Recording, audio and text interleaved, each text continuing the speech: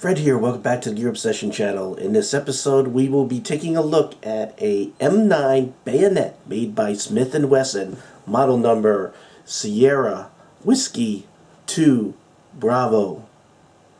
Stay tuned.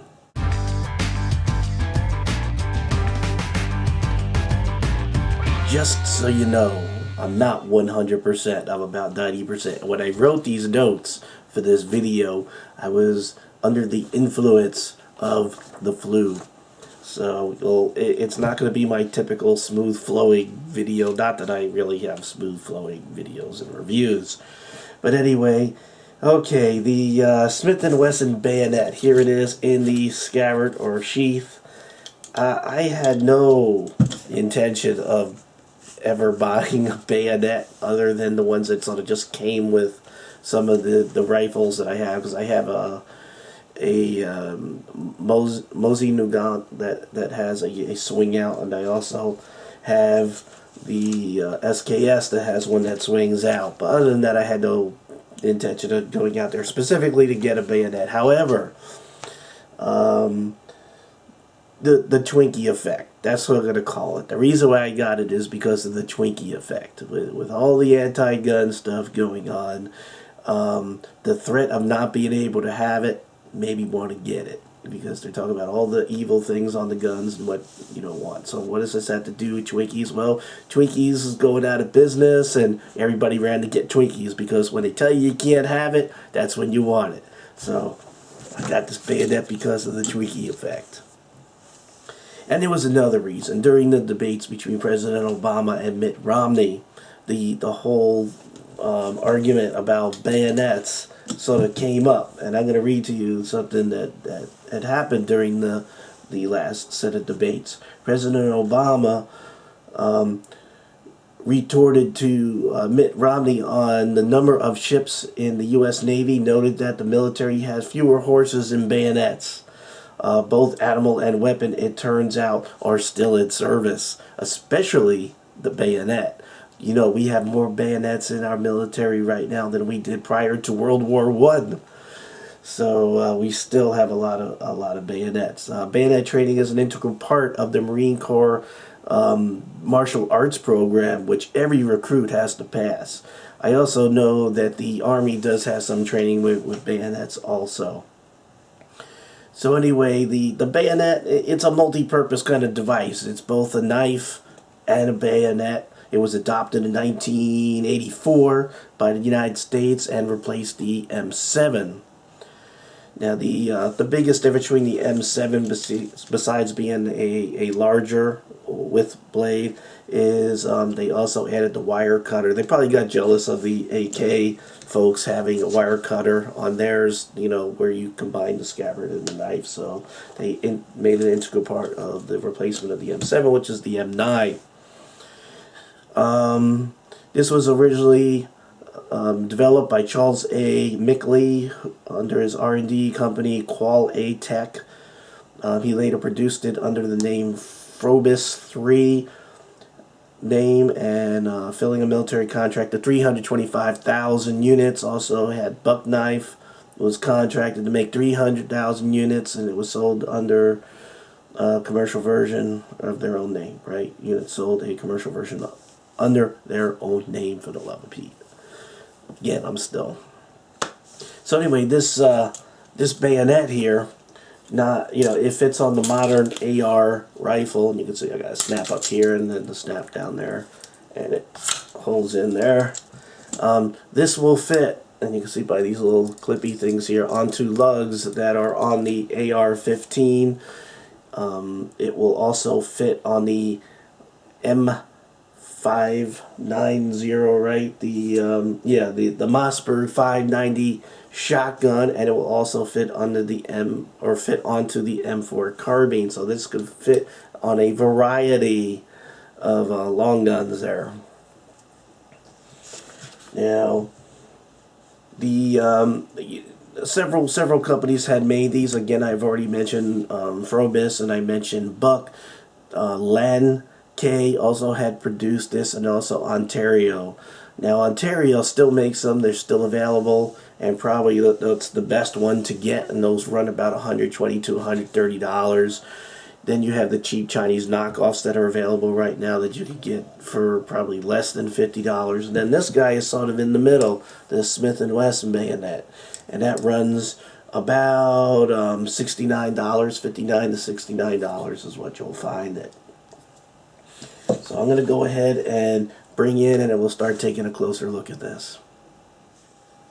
So here's what you get. You get the bayonet, scabbard, and this limited lifetime warranty. You can see here it doesn't say Smith & Wesson, it says Taylor Brand LCC. That's who manufactures this knife.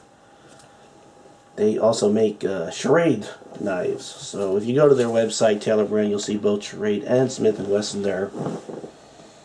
So let's go ahead and unbuckle this. Buckle back here, a button here, and then you go ahead and pull that out. And let's go ahead and look at the scabbard first. Now, the belt loop portion of this can disconnect right there. You can see it has this belt loop system. There's an actual name for this type of system, but it's kind of nice the way that can fit around some pretty thick belts or webbing. Really nice. I'm going to set that aside. And again, you saw how that snapped to help secure, even though it is pretty secured here, even without those snaps. Let me show you here. It can hold in there pretty good, even without that snap. Pretty good. You get a pouch on the front here that's sort of velcroed on. You could go ahead and remove that. You can put like a map or sharpening stone in there. And you can see it's made out of plastic. It's a very, very tough plastic, so like a nylon plastic of some sort, maybe Zytel. I mean, it feels rock solid. I could probably like knock someone out with this thing. It's so heavy. As a matter of fact, this scabbard here with the pouch is 13 ounces by itself. So pretty tough. Also on the back, you got this button, and that reveals a sharpening stone right there. Now, I wouldn't use this unless I was in the field and had to use it for an emergency, because it's very small for such a large bayonet. Now, on the bottom, you can see there's a lug there, and there's also here a flat screwdriver. So if you need to use it for a screwdriver, you can. And then you have this lug. Now, the lug is used to cut wire. So you just go ahead and put your bayonet, which has this hole right here, put that lug right through the hole, and then you could go ahead and cut wire. Now this actually does a better job than the bayonet that comes with the AK. I'm sorry if I'm stuttering a little bit again. I'm recovering from the flu. But because the reason why it does better than the AK bayonet is because this is longer. So you have more leverage when you're cutting through really thick wire. So it does a very good job. So there's the scabbard, basically, its features. And again, it's pretty heavy, 13 ounces. Now, this knife, or this bayonet, weighs 14.6 ounces, so altogether, the whole deal is over 1.5 pounds, so it's pretty heavy. It's like 1 pound, 11 ounces. Pretty heavy. Sorry about that, folks. So anyway, here's the bayonet, and then you can see already what the major problem is of this knife. The finish is all coming off, and that's from using it, when it was interlocked here with the bayonet sheath here, or the scabbard, it scratched off the finish. The finish comes off very easy. I don't know what type of finish it is. It doesn't say. It sort of seems like a titanium nitride, but it's probably just black paint. That's how easy it's coming off. It's coming off very easy. So while we're taking a close look at it, you can see the model number sort of inscribed on one side, and on the other side, Smith & Wesson Special Ops written right there. Well, this is a good time any to go down the specs really quick. The blade length is 7.8 inches. So you have a pretty substantial size knife there. The overall length of this is 12.8 ounces from front to back. The blade type is a plain edge, and it's hollow grind up to about halfway. So the grind ends right about there, and it's hollow grind. And again, it is coated with a black non-reflective cheap ass coating. There is a blood groove on one side right here, or what some people call a blood groove. Whether it actually lets blood out is probably not true. The top has a saw, as you can see right there. This is what's found on the normal M9 bayonet. Now there's another version, or there's other versions that Smith & Wesson has. I believe it's the SW3C, but there is another model number that I don't know, that I'm not reviewing here, that has more aggressive teeth on the top that may do a better job of actually cutting through wood than this. Now the handle is plastic. It is kind of hollow. And the reason why is because this could be disassembled. You can see that there is a Allen screw back here, and you could go ahead and put an Allen key in there and unscrew it, and that would be a screw going into like a threaded tube that would be going, and that tube sort of threads onto the back of a stem that comes off the back of the blade right here. So it's not full tang or full length tang. The back of this blade turns into a really long, just a long stick kind of thing that's threaded, that a tube threads on, and then the screw goes into the other side of that tube and holds it all together. So it's just a thin thing that goes through here. So it's not a super strong design, but that's, you know, the way they're designed. And I showed you the, you know, this is the locking feature that locks it onto your rifle right there, and this goes around the muzzle brake of your rifle right here. And we'll see that in a moment. Now there's another feature on this knife that's sort of hidden away that a lot of people miss in reviews, and that is a bottle opener. I'll go ahead and show you that. You can see those grooves right there. You can see a groove on both sides, right there and right there. You could use that to you know, get a bottle and pop the cap off just like that. So let's get back to the steel here used for the blade. It uses a Chinese stainless steel known as 3CR13. This is a very cheap Chinese steel. It's comparable to the American 420J2. Now whenever you hear 420 for knife steel or blade steel, that means cheap. That's about the bottom of the barrel that you want to go with blade steel. The only exception to that is the blade steel used by Buck, which is 428C, which does have some different characteristics and better heat treatment. This, however, is probably the cheapest stainless steel you ever want on a knife, and if you go any cheaper, then you're talking about a toy. There's probably a reason why they use that steel. It's because it has a hardware roughness of 52 to 55, which is not very hard. Therefore, it's not very brittle. So as far as a bayonet is concerned, it's soft enough where it's not going to come under the possibility of cracking or breaking or being too brittle when it's being used to stab into something. Now, I would have personally probably would have rather have seen some sort of high carbon steel like 1095, even 1085 or 1075 would have been good, and you know, forego the whole stainless steel and whatever. It's funny that they use the stainless steel and then put a coating over it. It's stainless steel, and to put a worthless coating on it. The only reason why I can see why they did that was to make it non-reflective, but it comes off the first time you use it as a wire cutter, or hell, it scratches off simply by putting it in and out of the scabbard. It actually sort of made a couple of marks here on this side. You can see like right up here, you can see it immediately took off some finish right there, just coming in and out of the scabbard. Anyway, you know, it's made in Taiwan. It's made in Taiwan with cheap steel to keep the cost down. Now, if you want a good bayonet, get the Ontario, spend $130, and you won't be disappointed.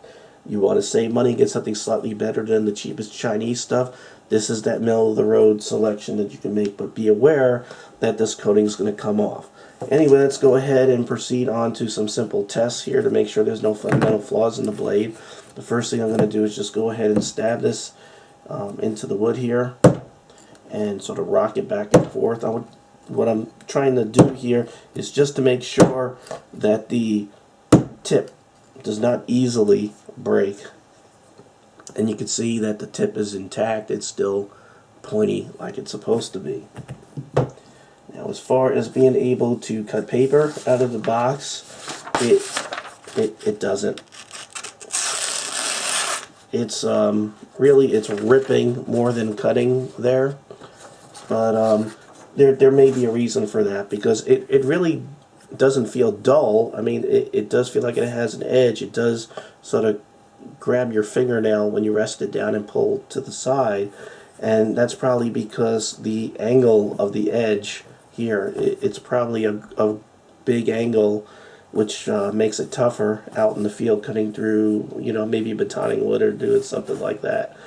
It won't ruin the edge. However, it's not a fine razor edge, and it's not a paper cutting edge. If some people will reprofile their blade, but that will make it get dull quicker, especially 3CR13. It's going to get dull quick, but because it is softer, you'll be able to sharpen it in the field with relative ease. So again, made in Taiwan, $69, and it is what it is. So really what we've done so far is review this as a knife, but we haven't really tested it as a bayonet. So I have my AR right here. There are many like it, but this one's my own, and it is safety checked for this video. So let's go ahead and put it on. So again, you have this hole right here, and that hole goes over your barrel. So we'll just fit it through, and you have the bayonet lug right here. So what I'll do is I'll go ahead and pinch these little pinchers right here, so the lug sort of goes into the back, and then this sort of gets behind it, so it's locked in there. Now, as you can hear, it's not a very tight fitting fit right there. I don't know if that's just this particular one, or if they're all like that or not. I'm curious actually if any of you own a M9 bayonet and an AR. Let me know if this is normal, if it's usually this loose or not. But it is pretty loose. It's sort of like a rattle trap right there. So I don't know if it's supposed to be like that or not, but that's the way it goes on, just that simply. You want to remove it, you just pinch these two little locks right there, and it slides off the lug, and it comes right off. So really simple. Go ahead and set this back right there. Well, I really had no need for a bayonet, but it is kind of fun. It's fun to have. It looks evil on the back. I guess if you're, in The Walking Dead and you're trying to take care of zombies, this can save some ammo. That's a good program. If you haven't seen The Walking Dead, check it out, and that's only if you're over 18 years old, because it's very graphic. So, to rate this, I'm going to only give this a 6 out of 10, and there's so many things that are wrong about this. The pros, let's go with the pros first. Ready? Price. That's about it. That's your pro. You've sacrificed a lot for price. If you really want a good bayonet, get the Ontario. But if you want something just better than the cheapest Chinese crap, this is, what you got for $69. The cons is the blade steel, the finish, the loose fitting bayonet as a bayonet. However, the scabbard, everything about it is top notch. I'd give this, if I were rating just the scabbard part of this, I would give it a 10 out of 10. This is the part that's important that fails. So, I don't know. I would almost be tempted to take this apart and maybe stonewash the blade and get this crappy ass finish off. And because I think the normal M9 bayonet does not come with a finish. So I'd probably get rid of that, and I'd feel a little bit better. And as far as the loose fit, there are a number of ways we could tighten that up, but I'm not going to waste my time. I'm not sure if I spoke about the handle. The handle is also made out of a very grippy plastic kind of material. Now there's something else I noticed. It does have a little bit of play in there. Listen. So it will sort of rotate a little bit, but again, it's held together through that screw that's sort of going all the way through here to the back, so that's probably normal too. So anyway, there you go. 6 out of 10. Barely recommend it. Definitely get a better one, the Ontario, if you have the funds to do so. So thank you very much for joining me here at the Gear Obsession channel. I really appreciate every friend, viewer, subscriber, and you. And again, thank you very much for all the get well wishes last week. I really did appreciate it. Take care.